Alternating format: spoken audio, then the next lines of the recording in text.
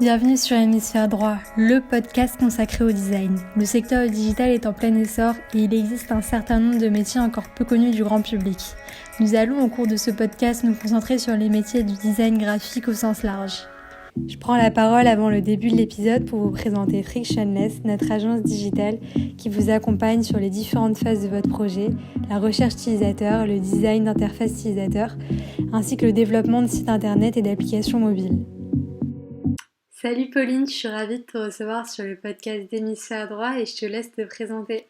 Ouais, bonjour. Alors, je suis UX designer de métier et j'ai fondé le laptop il y a 9 ans maintenant. Donc, je suis contente parce que c'est vraiment aujourd'hui ce que ce que je rêvais il y a 9 ans, c'est-à-dire des super lieux, des super gens, des gens qui travaillent ensemble et des formations. Et puis enfin, l'intégration du design dans les entreprises. Et donc, du coup, je suis ravie. Puis voilà, on va peut-être parler de mon livre, je crois. Donc, c'est aussi une autre pierre que j'ai pu apporter là, dans l'édifice de l'UX en France.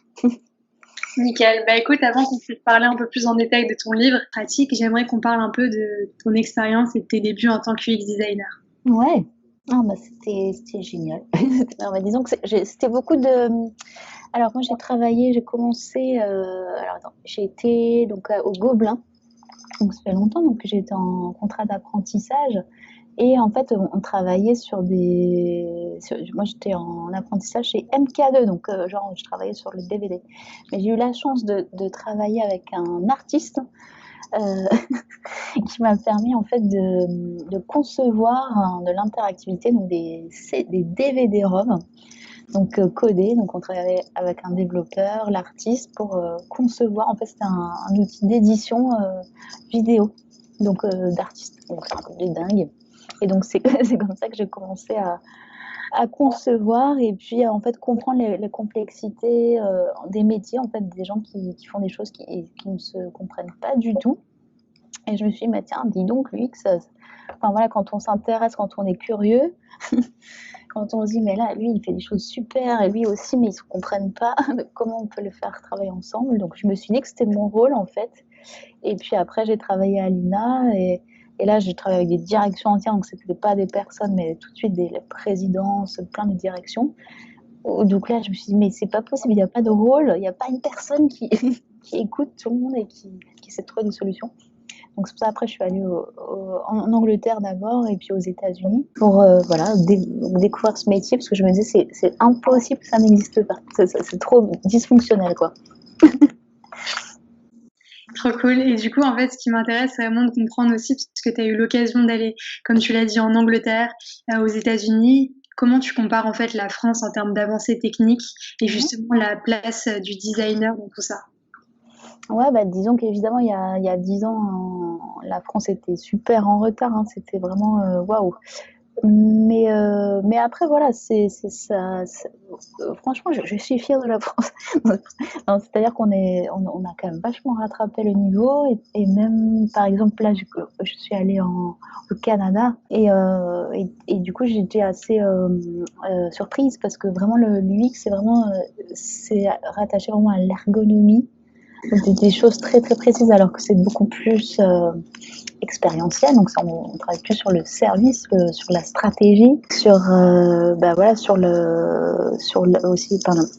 On a un vrai poids en fait au niveau stratégique et du coup ça c'est en France je trouve qu'on prend vraiment ce sujet sérieusement parce que effectivement en Angleterre ou aux États-Unis en fait les métiers intéressants c'est que il y a en fait finalement les rôles sont très décomposés donc il y a plein de quand je travaillais chez Adobe il y avait des hiérarchies de dingue. D'ailleurs, je m'en rappelle plus vraiment, mais il y avait le head of design et puis le senior designer et le middle level designer.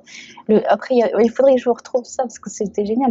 Il y avait une arborescence. Je sais pas, il y avait 10 designers. Enfin voilà, c'est pas possible quoi. Alors que nous en France, pas du tout. C'est-à-dire qu'en fait, on a des rôles déjà assez dans la production, mais aussi dans la conception, dans la stratégie. Donc ça crée des profils assez difficile à former du coup, parce que, enfin, en tout cas c'est un petit challenge personnel. Comment former tous ces gens à monter au premier niveau en fait, et pas être exécutant quoi. Enfin ça c'est vraiment enfin, pour moi c'est la force du design en fait, qu'on peut être vraiment à plusieurs niveaux de l'entreprise. Donc voilà les différences et puis après, bon il y en a plein d'autres, hein, mais je sais pas, je pense que c'est d'autres questions. Ouais. Ouais, c'est vrai que c'est hyper intéressant de voir qu'en termes de structure d'entreprise, c'est vraiment variable et même c'est très culturel en fait. Je pense qu'en France aussi, tu vois, si tu vas dans l'écosystème des startups, tu vas avoir des juniors qui montent beaucoup plus vite dans la hiérarchie. Et du coup, toi, qu'est-ce que tu en penses justement à ce niveau-là, dans le sens où il faut quand même que les gens soient suffisamment formés, qu'ils puissent avoir le temps d'appréhender leur nouveau poste. Quelle est ta vision là-dessus? Ouais, c'est vrai que j'ai toujours pensé ouais, qu'il fallait quand même avoir de l'expérience ou des compétences particulières. Pour moi, enfin, en tout cas, quand je me rappelle quand j'étais jeune, ce qui m'a permis d'avancer bien, c'était l'écoute et puis enfin, juste la curiosité et l'humilité. Enfin, c'est-à-dire, voilà, j'apprends des trucs, je sais pas tout. Et en fait aussi avoir quand même une conviction. Enfin, c'est-à-dire bien toujours savoir pourquoi on travaille. C'est-à-dire pas pour des fins personnelles, par exemple, mais pour les utilisateurs, pour les gens pour qui on travaille réellement. Donc ça, pour moi, comme c'était ultra clair, et je trouvais que ça a cloué en fait tous les débats inutiles. Ben, en fait, voilà, je développais des méthodes ou des manières pour arriver à ce pourquoi on fait ce projet, pourquoi on se lève le matin. Donc c'était pour moi l'essentiel. Après, je pense qu'il faut savoir il faut refuser en fait les absurdités de l'organisation, enfin les lourdeurs ou les débats de pouvoir. Moi j'ai raison, je pense que machin. C'est pour ça que le design sprint, j'adore ça parce que c'est vraiment un moyen de dire, allez, on parle là, on se met tous autour de la table et puis on parle, mais surtout on construit, on teste et on a les mêmes révélations au même moment. Donc ça, c'est pour moi un truc important. Donc quand vous êtes très jeune, eh bien oui, les méthodes ne suffisent pas. Il faut avoir du recul. En fait, disons que plus l'organisation est grande, plus à mon avis, il faut quand même avoir. Enfin, non, ça dépend de comment on est positionné dans l'équipe, mais je dirais que plus l'organisation est grande, plus il y a de la complexité. Donc il faut être armé en termes de conviction. Il faut savoir ce qu'on veut. Et pourtant, moi, j'ai une toute petite voix. Hein, et genre, tout le monde va me regarder, genre, mais cette fille a parlé. Mais en fait, je faisais tellement des beaux schémas, en fait, je compensais tellement par d'autres compétences que du coup, les gens faisaient « Ok, je comprends ce qu'elle veut dire ». Et c'était très clair, ils pouvaient même l'afficher dans leur couloir, etc. Donc, on n'a jamais tout bon sur toute la ligne de la vie, évidemment, et encore moins quand on est plus jeune, mais on a toujours des qualités, donc il faut essayer de compenser là-dessus pour toujours synthétiser et puis problématiser, mais pas exécuter, voilà, éviter d'exécuter. Ouais, non, c'est vrai que c'est un beau mindset, je pense, de toujours pouvoir se projeter, de voir aussi d'être ouvert et d'avoir cette qualité de là que tu as dit, justement, le côté curiosité, humilité. Je pense que c'est vraiment quelque chose qu'un designer doit avoir. Et justement, toi, quel a été ton scope un peu chez Adobe? Ah oui, alors, donc, nous, c'était chouette. On était un petit studio de design chez IT, donc à la DSI, on va dire. Et du coup, nous, en fait, on faisait vraiment tout. C'est-à-dire qu'il n'y avait pas de designer dans cette équipe-là, dans cette direction. Donc, du coup, on a commencé à travailler sur des projets RH, des projets vraiment de process. Et donc, pour leur créer des super apps qui leur permettent de gagner un temps de dingue. Enfin, tout le monde d'ailleurs, les employés, mais aussi les RH. En gros. Donc, du coup, c'était vraiment vraiment, c'était tout le cycle hein, de l'écoute des besoins, évidemment, et puis la conception, développement. Mais en fait, on s'est rendu vraiment compte qu'il fallait vraiment évangéliser hein, ce métier. Et donc, l'UX, il comprenait vraiment pas ce que c'était. Donc, c'était vraiment les boutons, quoi.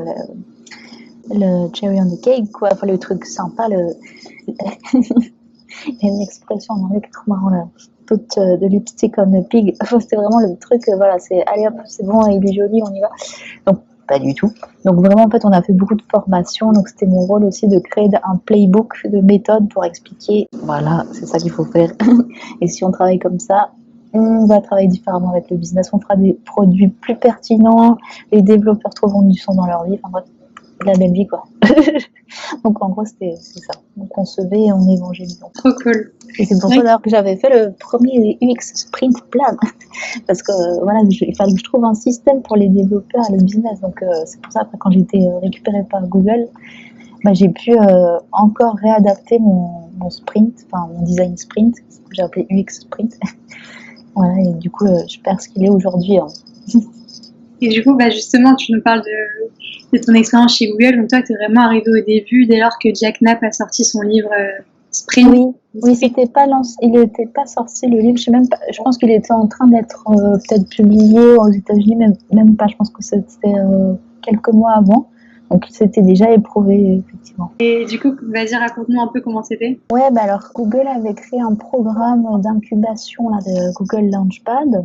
Donc ils voulaient créer ces programmes un peu dans toutes les grandes villes du monde, tout simplement, en toute simplicité. Et donc du coup à Paris, ils sont arrivés chez Numa. Et donc comme je connais bien Numa, et puis comme on est vraiment dans les premiers coworking, on est très connectés. Et donc ils m'ont recommandé comme personne qui pouvait accompagner les startups. Donc, ok.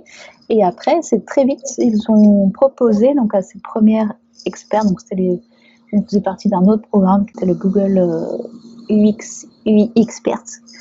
Et voilà. Et puis après, donc du coup, on a été sélectionné pour faire partie des premiers Sprint Masters. Donc c'était chouette. Donc on a été invité à Mountain View, trop cool, dans le garage. Donc c'était le lieu où en fait ils organisaient tous leurs sprints avec leurs clients. Donc on a été formé par l'équipe design qui aujourd'hui existe encore. Enfin voilà, c'est Google qui a fait. Et voilà, donc au début c'était tout pourri, enfin ça marchait pas trop, c'était marrant. Mais bon, il y avait quand même quelques concepts qui étaient vraiment bien et que moi j'avais pas intégré parce qu'en fait moi ma culture c'était vraiment le design de service, donc beaucoup plus sérieux quoi, c'est beaucoup plus profond, etc. Alors que là j'apprenais plein de petites méthodes un peu genre le Crazy 8, des trucs comme ça un peu foufou là, que jamais je sais pas, mais en tout cas ça m'a apporté une méthode plus légère et de se dire en fait que ça crée déjà beaucoup de choses en fait sans passer par tout le cycle design thinking assez long de cartographie, etc. Voilà, donc du coup j'ai appris tout ça et je suis rentrée en France et puis et j'ai fait allez on y va, c'est parti, j'ai commencé à former des gens, j'ai commencé à faire des sprints et j'arrivais à les vendre assez facilement parce que c'était nouveau, c'était californien, ça venait de Google, etc. Alors aujourd'hui, c'est un petit peu différent. Les gens me connaissent un petit peu. Ouais, c'est sûr que ça s'est beaucoup démystifié depuis le temps et maintenant, petit à petit, même tous les stakeholders connaissent un peu ce concept-là. Après, ça dépend, je pense, aussi culturellement de la boîte. Mais c'est vrai que toi, tu es arrivé vraiment aux prémices de toute cette mouvance design, quoi. Donc, c'est super cool. Et du coup, je voulais aussi savoir donc, par rapport au laptop, donc c'est vraiment une sorte de bootcamp, formation, comment tu le définis toi? Ouais, c'est vrai. Alors, c'était au tout début, effectivement, c'était une petite formation entre le sprint et c'était quelques jours d'UX sur les fondamentaux, le prototypage, les métriques aussi, analytics, tout ça, et puis le sprint pour appliquer. Et puis en fait, voilà, là c'était bien il y a 5 ans, mais disons que là du coup il faut qu'on forme vraiment les gens, c'est-à-dire que ça suffisait pas, c'était déjà vachement bien. Enfin, ce qu'on s'est rendu compte, c'est que ça a changé complètement la posture des gens et ça c'était déjà énorme parce qu'après ils pouvaient vraiment partir avec un autre drive, quelque chose qui les anime et donc du coup ils seraient beaucoup plus autonomes, donc ça c'est cool. Et après aux méthodologies évidemment ils ont bien appris. Sauf que maintenant, on forme beaucoup plus de monde et donc des gens à des différents niveaux, et puis des gens en reconversion. Donc du coup, on a dû peu à peu rallonger les formations et puis créer surtout des modules. Enfin, ça a toujours été le cas, mais des modules très spécifiques, quoi, genre le design system, le UX writing ou le UX psychologie ou des masterclass là qu'on va faire la semaine prochaine là, avec Paul Kahn sur la data visualisation. Donc, et plus tous les événements qui sont gratuits. Donc hier soir, on en a fait un sur le design leadership avec Andy Pollane, qui est un super orateur aussi. Et donc, voilà, on essaie en fait de multiplier le nombre pas le nombre, mais les diverses manières d'apprendre et toujours essayer de donner de la qualité, évidemment, hein, c'est toujours le but. Mais voilà, donc maintenant il y a disons que les choses les plus sérieuses que vous puissiez faire à laptop, c'est les sérieuses dans le sens où c'est long et c'est très, c'est super bien évalué, quoi. On vous rate pas. Il y a des rattrapages et tout, attention. C'est le parcours product design. Donc, du coup, qui fait le UX, lui, et puis tout un projet accompagné, en fait, vraiment de A à Z. Et puis, le parcours design manager, ou peut-être qu'on va appeler design leader, parce que c'est vraiment sur tous les méthodes du design sprint, de la facilitation, l'UX stratégie. Donc voilà, ça c'est les 2 grands parcours qu'on fait aujourd'hui. Donc c'est très pratique. Voilà, on travaille aussi avec des cas concrets, des vrais utilisateurs. Enfin, tout est vrai, quoi. Voilà, c'est une formation pour les professionnels, quoi. Enfin, pour des gens qui, voilà, rien n'est fake, quoi. Et du coup, par exemple, tu vois, si on revient sur les métiers là dont tu as pu parler, on parle de product design, UX design. Comment tu arrives à faire la différence entre les deux? Parce que c'est des métiers qui évoluent très vite. Ouais, c'est vrai. Alors moi, je pense que c'est vraiment la grande différenciation, c'est le contexte du poste. Parce qu'en fait, quand vous êtes product design, vous êtes responsable comme du produit. Alors pas forcément comme un PM qui va lui avoir décliné toute la vision business, mais il va être garant du succès quand même. Il va devoir travailler avec le PM aussi vraiment en synchro, parce qu'il faut suivre les évolutions, les analytics. Il faut savoir vraiment est-ce que vos fonctionnalités, comment est-ce que le parcours marche bien, etc. Donc ça c'est vraiment un produit composé de plein de fonctionnalités. Donc c'est cette concentration en fait qui va changer.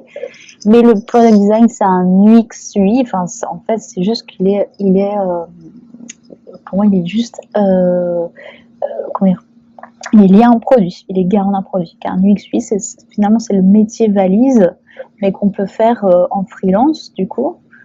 Voilà, pour plein d'autres projets où on va plutôt suivre peut-être un parcours, enfin voilà, on va être plutôt garant tout un parcours d'une marque, mais c'est plus un métier ombrelle, on va dire, où quand vous êtes dans une agence aussi, vous n'êtes pas associé complètement à un produit.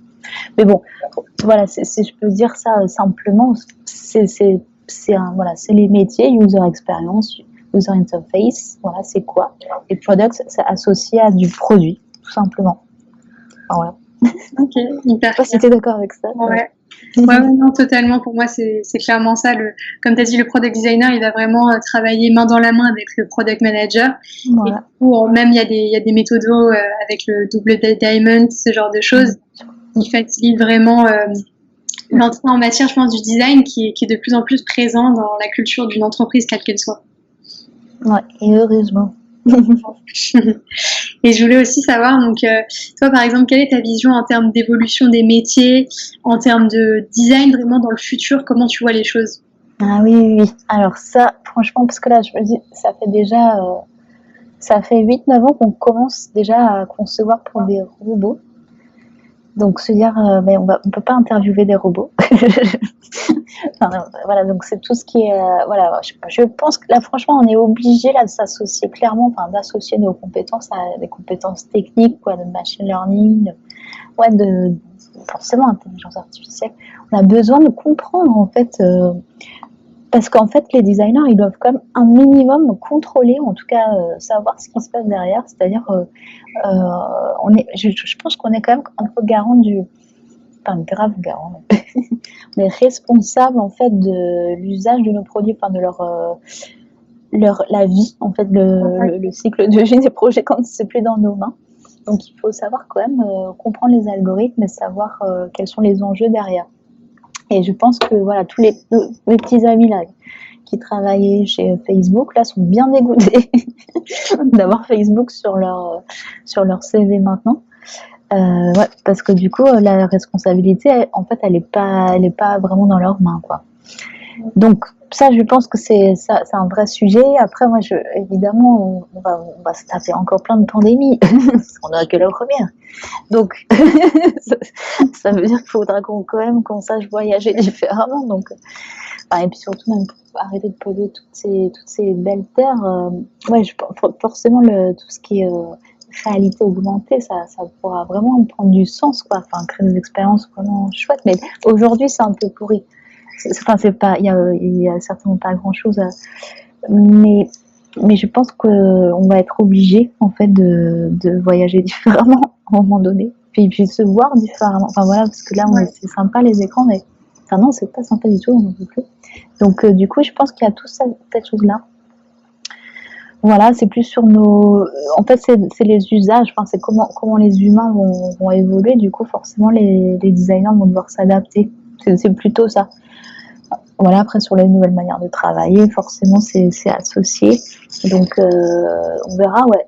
C'est vrai que là, le Covid il nous a fait une bonne surprise quand même. Hein.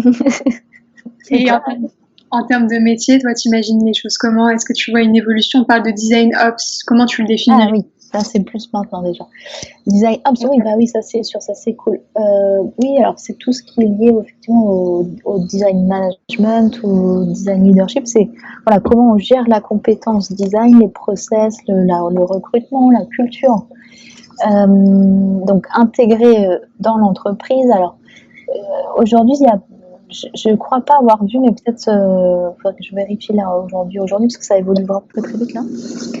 Il n'y a pas vraiment de poste nommé Design Ops, alors qu'il y a DevOps, ça, il n'y a pas de problème. En fait, il y a des noms de métiers, voilà, des Head of Design, Design Manager, je sais pas quoi, Lead machin quoi. Ouais, Lead Designer, ouais, mais il n'y a pas de Design Ops, ouais. Voilà. Bon, après, c'est moi, ce que je vois plutôt, et ça, franchement, quand on y sera, on va y arriver, tu vas voir, on va y arriver. Je pense dans quelques années, là, vraiment 3 ans, allez, 3 ans, pour moi, c'est vraiment dans les métiers RH, parce que c'est de la culture, c'est vraiment, c'est comment tu attribues, tu alloues le temps aux gens, enfin, tu vois, aux individus qui puissent faire des design sprints en paix, quoi, tu vois. Soient dispo pour faire des design sprints, tu vois. C'est-à-dire qu'il faut penser, il faut imaginer, il faut que les RH ils aient cette compréhension du design pour donner un temps pour les équipes, pour mettre peut-être 10% sur je travaille sur d'autres projets parce que ma connaissance elle va être bénéfique pour un autre projet. Voilà. Mais les managers aussi, forcément, les directions, évidemment, elles ont besoin aussi de toutes ces compétences-là. Donc pour moi, c'est plutôt le designer, ça l'est depuis, et c'est pour ça qu'on a tellement de mal à le nommer, de trouver des noms justes, et on se prend la tête à chaque fois avec soit UX ou service designer, ou etc. Et PM maintenant, parce que du coup tout est lié. En fait, c'est une démarche, quoi, c'est une approche, c'est une posture. Donc du coup, en fait, quand le métier designer, pour moi, vraiment, un jour, il n'existera plus vraiment. Enfin, il y aura les gens qui maîtrisent un outil, qui maîtrisent un outil. Mais finalement, les méthodes, elles devraient être appliquées par tout le monde. Parce que c'est une autre manière de travailler. Et donc aujourd'hui, on soutient le métier du designer comme quelqu'un qui connaît les méthodes, qui facilite et qui produit. Bon, ben voilà, la facilitation, tout le monde peut-être le fera, ou beaucoup en tout cas, les managers. Et après, voilà, toute la vision stratégique, elle viendra du bas et pas que du haut. Vous voyez, tu vois?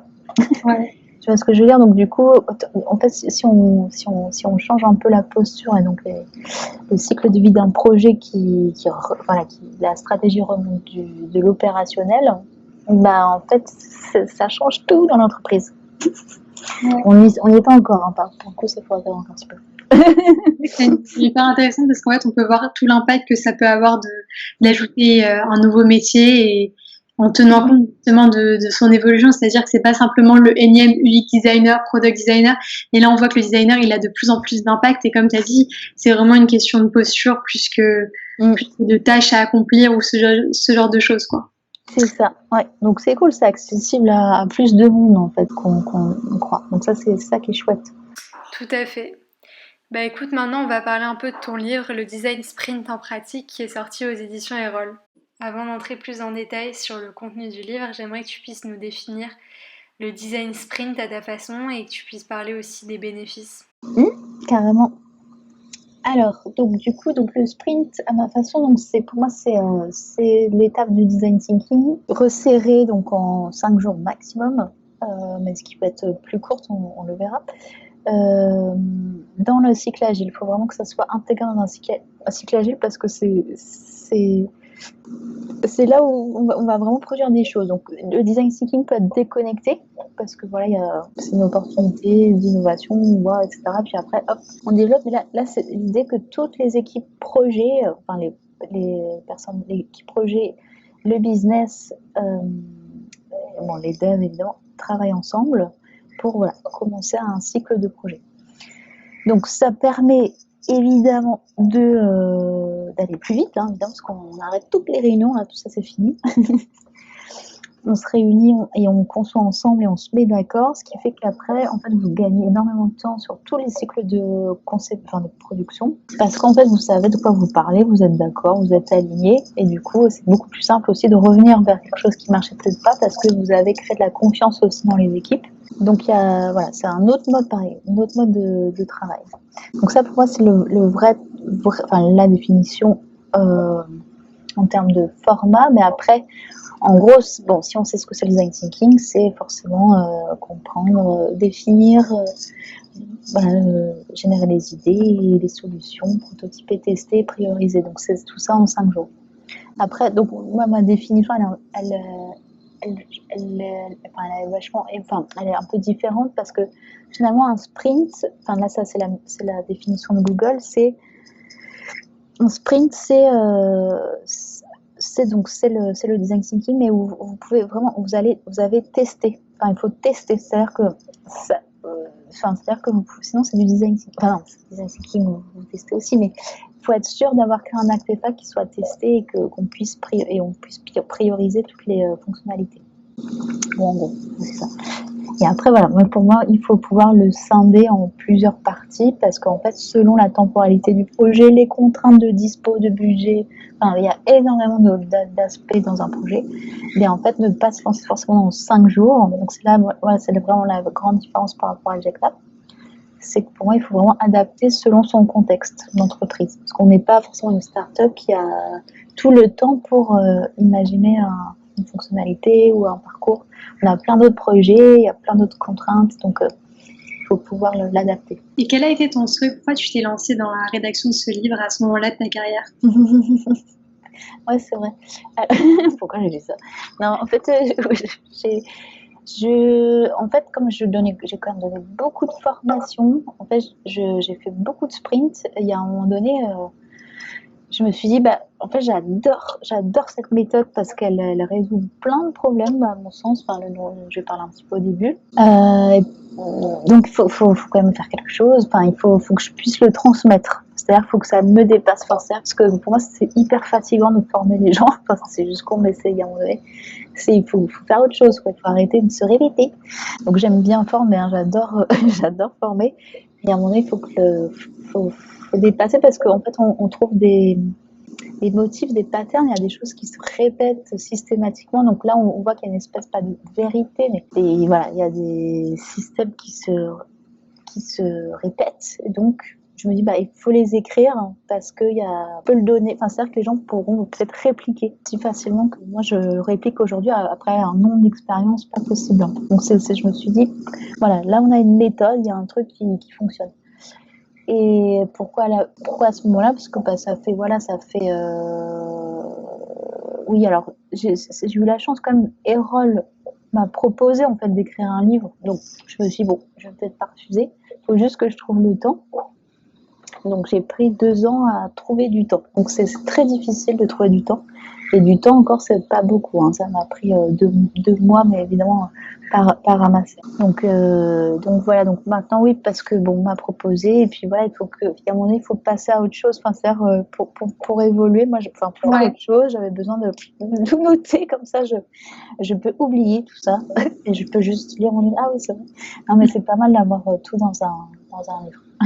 Ouais, non, c'est sûr que c'est hyper intéressant. En plus, comme ça fait des années que tu formes des gens aussi, il doit y avoir plein d'insights, ça doit être hyper intéressant. Je mettrai le lien en description de l'épisode. Merci. Ouais, c'est vraiment, ouais. Moi, j'adore, mais je continue, hein, je continue à former, bien sûr, hein. Mais il y a un moment donné, ouais, il faut passer à autre chose dans sa tête, quoi.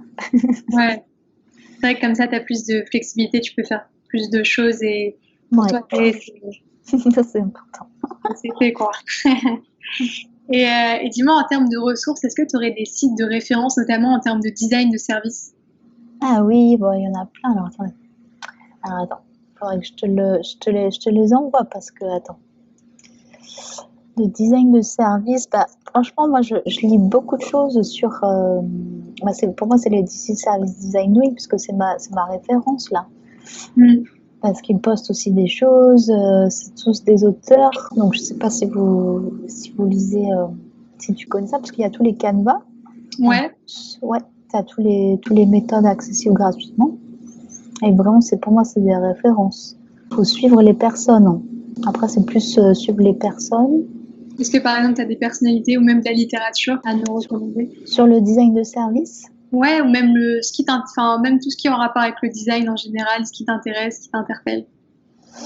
Alors, c'est vrai que moi, je regarde vraiment LinkedIn, quoi. Mais après, dans 6 mois, ce que j'adore, la personne que je suis vraiment, c'est Daniel Stillman. Donc, lui, en fait, il a un podcast qui s'appelle Good Talk ou Conversation Factory. Ouais. Alors, je peux te l'envoyer. Et donc, ça, c'est vraiment chouette parce qu'il. Bon, après, c'est les personnes. Enfin, le Good Talk, c'est son livre, pardon. Et donc, lui, son sujet, c'est vraiment comment on design les conversations qui comptent. Donc, c'est vraiment pour moi, c'est plus la facilitation qui m'intéresse, enfin, la communication, en fait, entre les gens.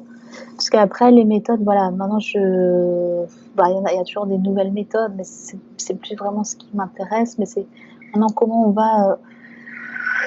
va rentrer dans l'entreprise, enfin, on va souder l'entreprise. Alors après, il y a tout ce qui est intersection, donc c'est Milan Günther, moi j'adore.